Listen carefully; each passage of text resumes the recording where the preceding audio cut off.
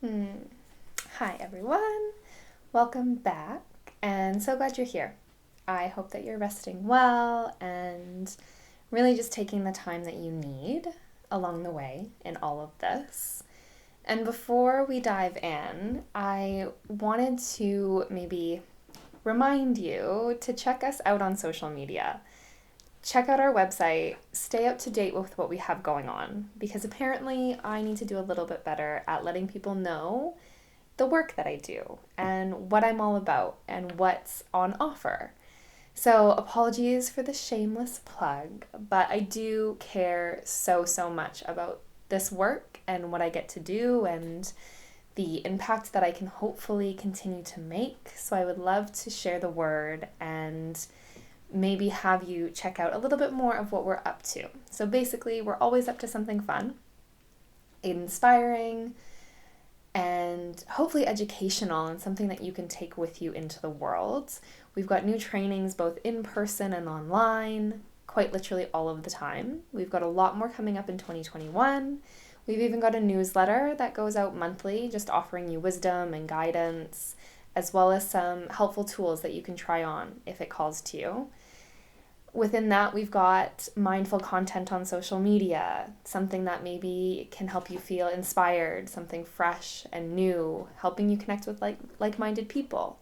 And then we've got a few really exciting projects on the go behind the scenes, and they make me giddy as all heck. So you'll have to kind of watch this space and stay tuned for all of the goodness. You can find all of this at theselfagencyacademy.com or check out Self Agency with Amanda Jane on Facebook and Instagram, or I guess like all of the other places too. Okay, that's it. That's it from that. So go like, follow, subscribe, whatever it is that we do online to support the work that you resonate with. And now we'll dive into a conversation about shadows and what it means to do shadow work. Really excited for this exploration because it's really something that intrigues me and fascinates me, but it's also terrifying and confronting.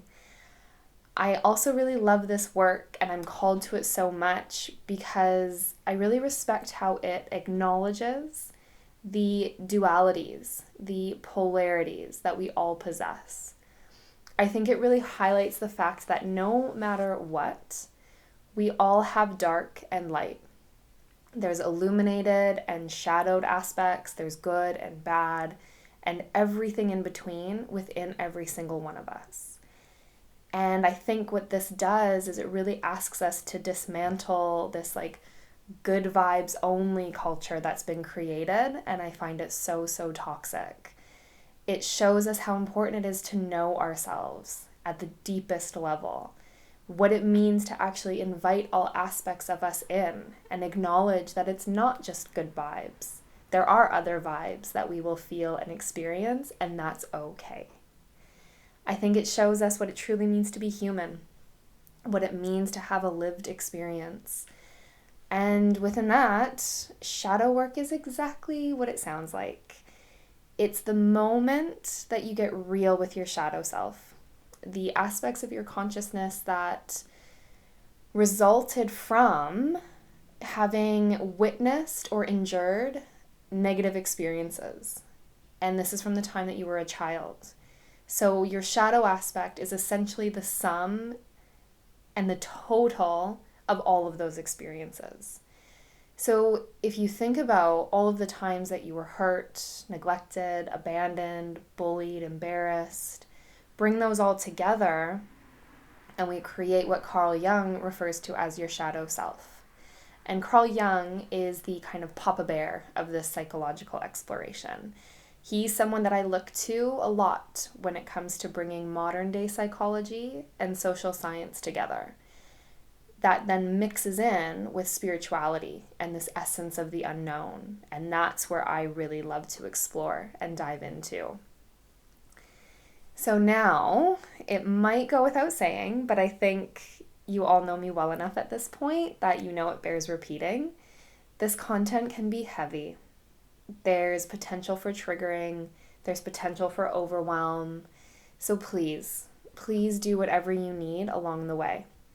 Turn it off, walk away, Maybe you come back later and maybe you don't. Whatever's best for you. Sometimes I think it's really important to acknowledge that some days it's easier to confront, to acknowledge, and to accept our shadows. And it's easier some days than others. Today might not be your day, so trust that this episode is going to be there when and if you are ready. You might also choose to listen to this with a friend or a support person that you can talk about it with and make sense of it along the way. So do you, boo. Now, as we get into what the shadow self is, we have checked in with ourselves to make sure that we have the capacity to continue. Now let's look at what it represents. So this repressed self is sometimes referred to as the darkness, inner demons, the shadow side, whatever else sounds negative and dark. But it's important to remember that it's not all bad. The shadow self really does serve its purpose.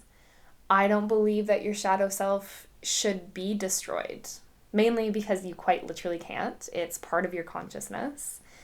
But I think more than being destroyed, it needs to be integrated. It needs to be invited in. Your shadows are looking to be acknowledged, understood, and over time befriended. And from what I've experienced personally, what I've seen in people that I work with, friends, family, the more you try to suppress or get rid of these aspects, the more powerful and in your face they can become. So in order to understand how to befriend it, like what does that actually look like, let's look at where it comes from. Because maybe within this understanding of where it comes from and why it's a thing, we can actually cultivate a little bit more compassion. This all begins in early childhood. So as soon as you have the ability to interpret or take on emotional stimuli, your subconscious mind is actually storing all of these inputs. It's storing the stimulus. Everything that it receives, it wants to store in order to build a blueprint. It wants to build this map of how you're going to act in the future when faced with similar situations or circumstances. Everything that happens to you is imprinted to make sense of the experience and to navigate it appropriately should it arise again. The unfortunate aspect is that because as a child you do lack that emotional intelligence to understand and process these events the way that you would as an adult, this actually becomes your programming. So basically what you can think of is that your shadow is the response to your basic needs having gone unmet. And this creates that emotional trauma that needs to be repaired. If it's not repaired, it often manifests as these learned behaviors.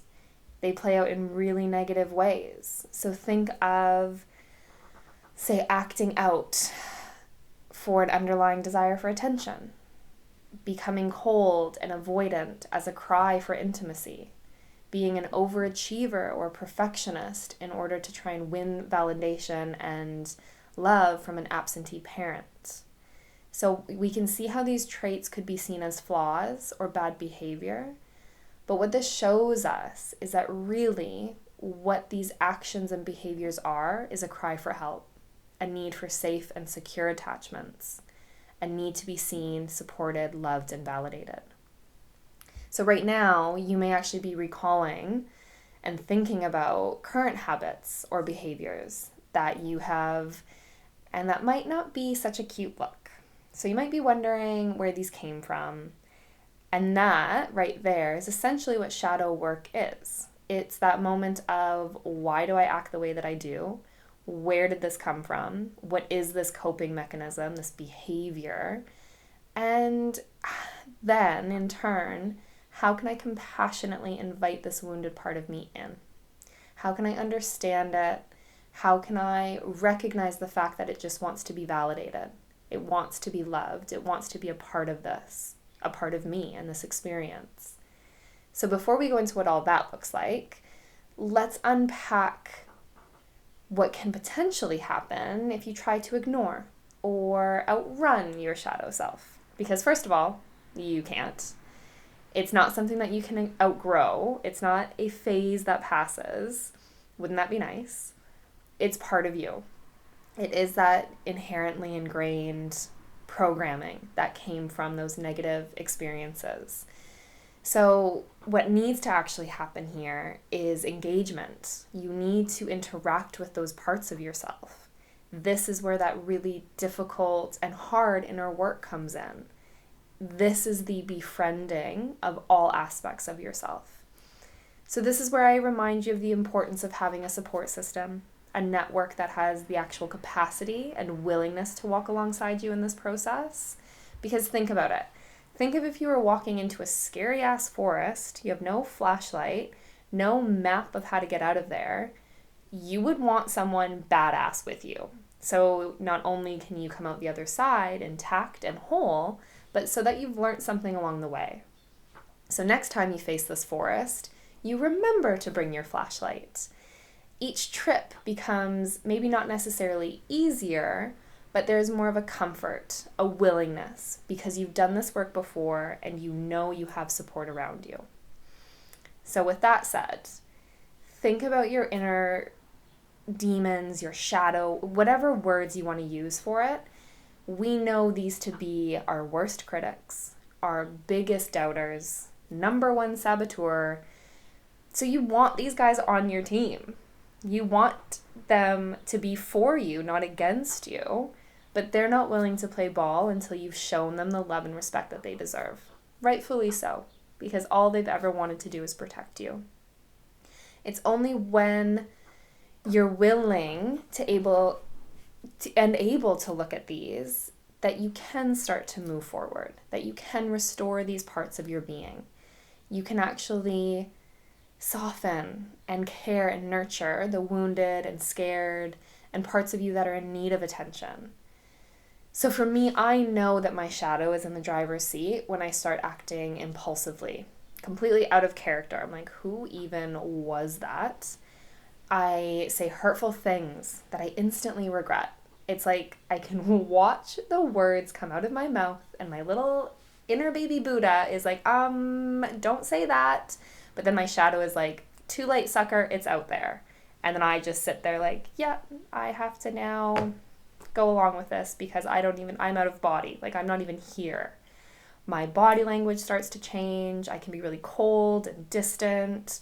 Like, just not a fun person to be around, really. My energy gets really toxic, confrontational, like just yuck. And I know that I want support. Like internally, I'm like, yeah, I'm hurt. Like I'm hurting people because I am hurt. But I push everyone away. So as you can see, not such a cute look. And I mean, if solving all of that isn't reason enough to consider shadow work, there's other things to consider as well. It might actually help you to improve who you are and how you show up in relationships. Because what I found is that not only are you able to communicate from a more grounded and centered space, but you find more empathy and more compassion for others because you're like, yeah, I've been there. Like, I know what it is to hurt. You're able to show up with no alternative agenda. There's no expectation of something in return. You're able to actually notice your shadow side coming up and like rearing its ugly head. But rather than take it out on the other person, you can pause and get curious. You can actually notice, okay, I'm being activated right now and I'm about to play out this dynamic. What do I need to do to take care of myself so that I don't do harm to others? I think the ability to do that and to re-engage with others from a clear and centered space is so life-changing. And that was a big, big thing for me in doing this work. You might also notice that you start to make real, tangible, and like exponential progress in other areas of your life. Think career, finances, health, because you've actually finally gotten out of your own way. You've dealt with your inner critic who keeps saying that you can't, and now you're able to step into the, of course I can. You're able to, I'm able to, what I've noticed is drop into flow and be in the zone a lot more quickly for longer periods of time because my self-sabotaging ways aren't breaking down and pulling me out of this place. Limiting beliefs start to shift. They start to change and become limitless rather than limiting. I become more present with possibility and potential. And in turn, that's done wonders for my confidence completely, because I think it's at this point that you start to see yourself as the hero in your own journey. Because think about it. You didn't try to conquer your shadows. You did something a lot more brave and courageous. You met them with loving kindness and brought them into the light. Like, talk about badass. So you did and continue to do the hard work of self-actualization.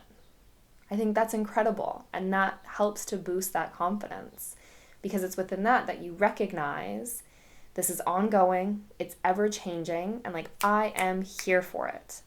And that's what this is about. It's like not this one moment where it fixes everything, but you're committing to yourself by saying, okay, I know that this is a process and that this is ongoing, and some days it's going to be easier than others, but I'm here for it. I'm committed to myself.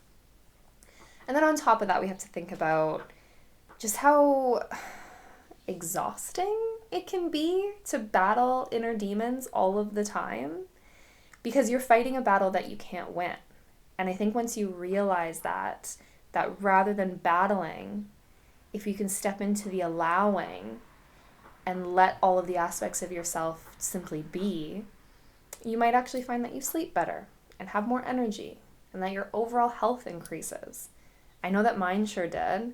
Like, once I put down some of the mental and emotional baggage that I was just lugging with me into every single experience, I realized that I had more time, more energy. I could really show up for the people that I cared about and be present in the experiences that mean something to me. I had less migraines, less fatigue and irritability. And like, yes, absolutely other factors are at play, of course.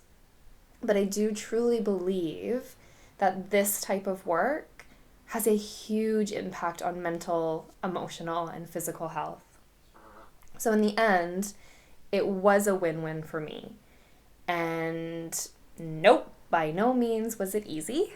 Absolutely not. I've experienced hell and back, but I'm really, really grateful for the fact that I leaned in. And I'll be completely honest with you, I didn't actually realize that I was doing shadow work. When I first started all of this, when I first started like unpacking personal development and growth and shedding the ego and all of those things, I honestly just thought that I was like doing yoga and other hippie things while I was trying to figure my life out. But then it got really, really dark.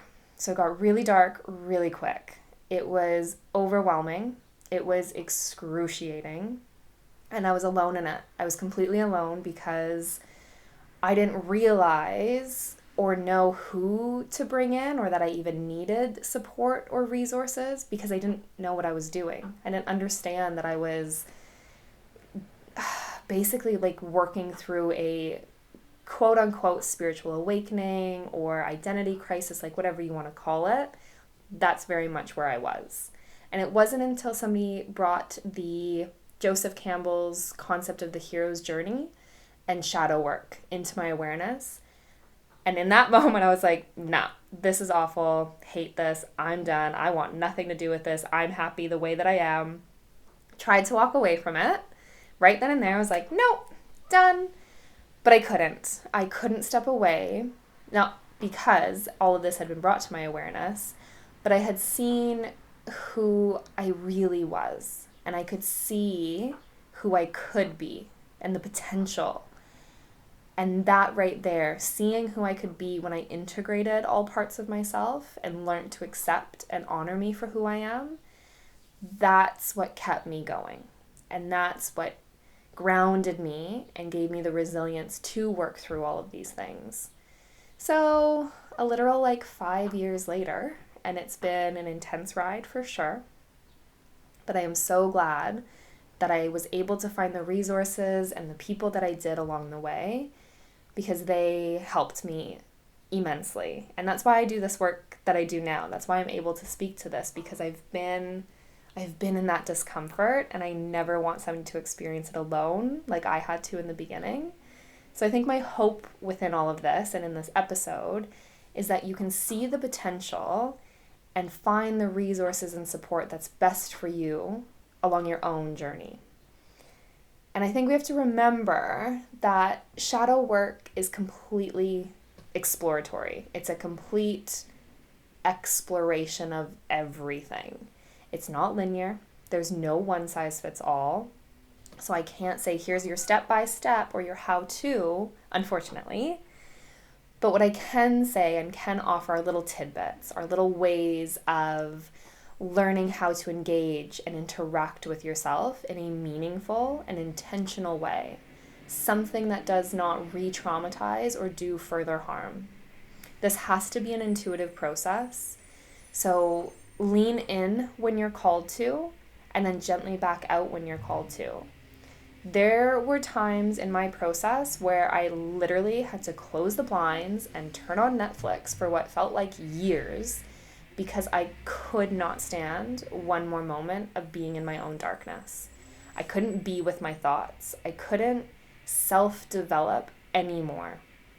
It was too much all at once, and I really did feel like I was on the brink of my own destruction. So I had to honor that. I had to step back. I had to step out of my own healing and growth so many times. Broke up with yoga more times than I can count. I went back to old habits often.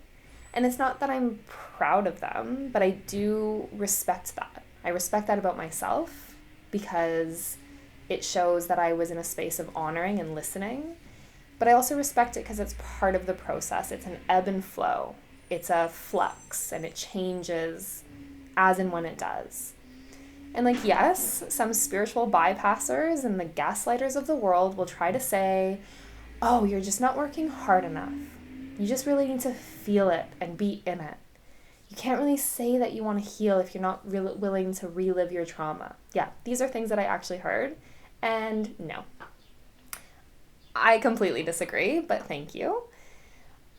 What I know to be true about trauma is that one way to traumatize your system is too much too soon.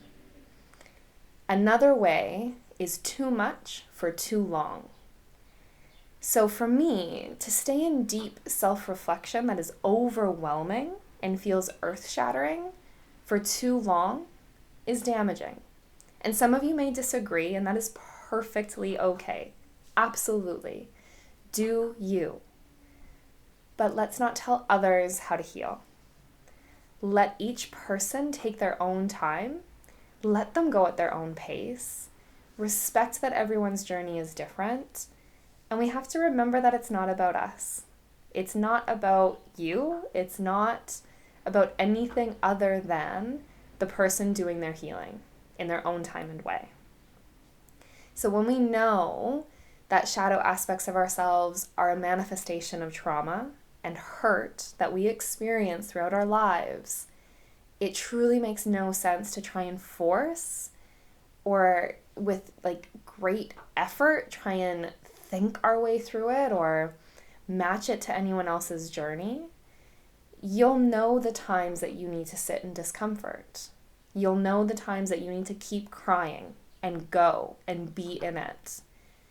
Just like on other days, you'll know when to ease out, when to soothe yourself so that you can actually function in daily life. So really trust that, really, really trust that, because I think that's one of the biggest disservices that the healing, community does, is say that it has to be this way and it has to be excruciating. I disagree. And if you disagree, by all means, carry on. All good. So your shadows aren't going anywhere. Remember that. They're going to be ready and waiting when you're strong enough to face them again. All we can do as an outsider, so even me as I sit here and speak to this, all I can do is powerfully and compassionately hold space. I can be there to support when someone else calls me in. I do truly believe this is an ongoing and ever-changing process that can be so damn beautiful and liberating when it's done with respect and compassion. This is where we allow this to be a process of bringing awareness to the parts of ourselves that are asking to be reclaimed. Before we get into the practices that you can try on, I think it's important to ground into the idea and the notion that your shadows are going to demand respect. They want to be seen. They need to be validated. All they want is to be loved and nurtured.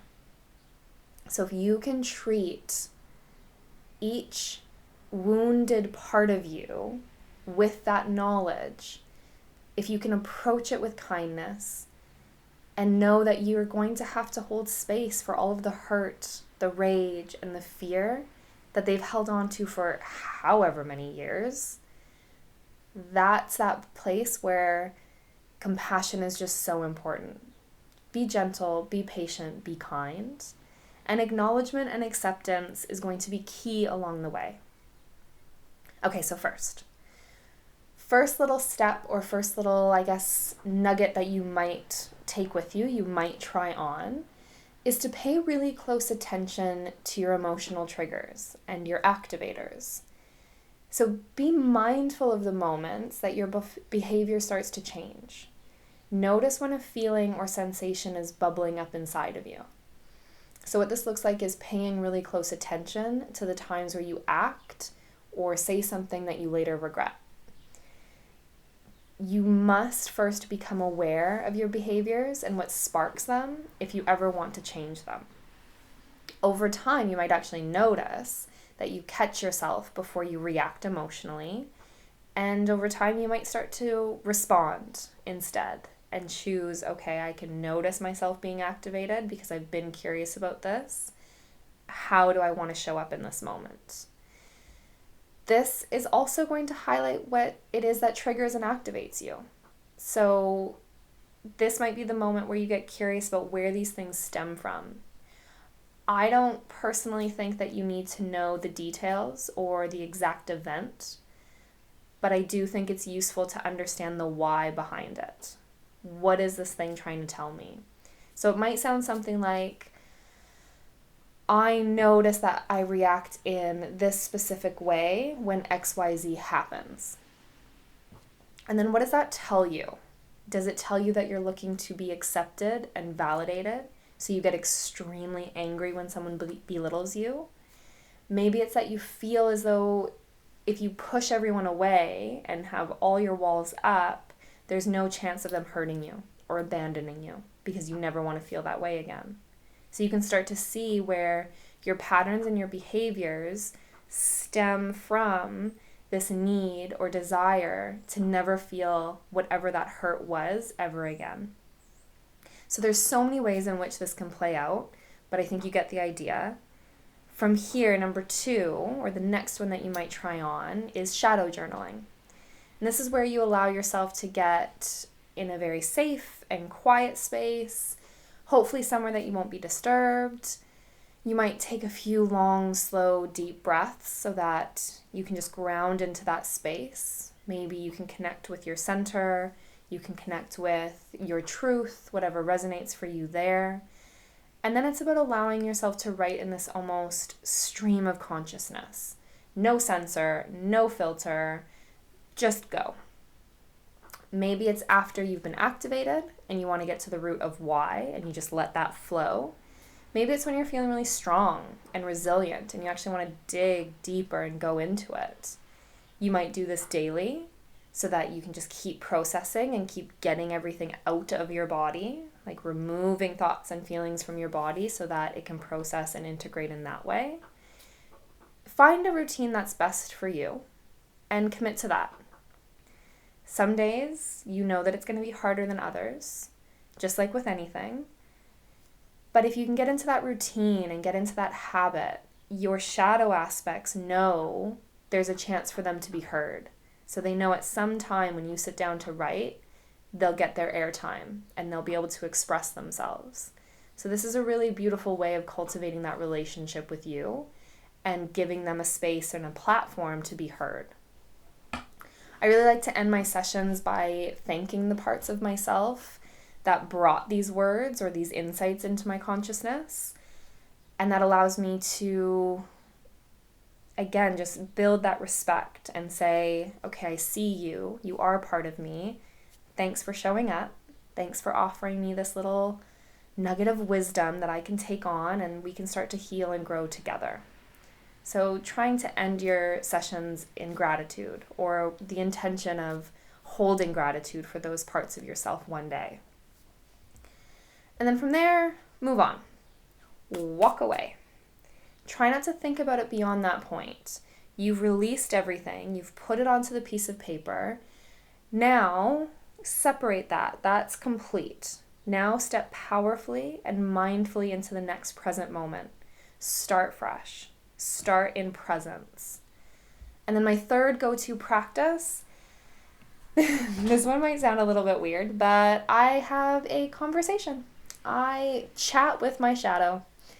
Usually I'll either sit or lie in meditation so that people don't look at me like I've lost the plot and I'm just talking to myself, and so that they don't ask me what I'm doing. Nothing to see here, folks. Just meditating, just hanging out. But really what's going on behind the scenes is that I'm trying to have a heart-to-heart with my demons. I'm saying, what's up? Let's get into this. So now I start by trying to just coax them out of the darkness. So it might be saying something like, hey, shadow, I know you're in there because today I was angry as all hell. And maybe we could actually talk about this. What happened? How can I better understand why you're feeling this way? Maybe I can also help you see the other side of this. I want to know why this anger is useful for you and what we can learn from it. And then I'll be silent. I'll just try and listen for a moment, feel into it. I don't always get a reply or a felt sense in my body, but I just trust the process. I might keep asking questions. I might say certain words and then let it flow from there, and just let my mind completely wander. I'll watch the consciousness go down the little rabbit hole of all of the reasons why we might be angry, and then I'll talk back and forth with it. I talk internally until those parts of myself feel heard, feel seen, and feel validated.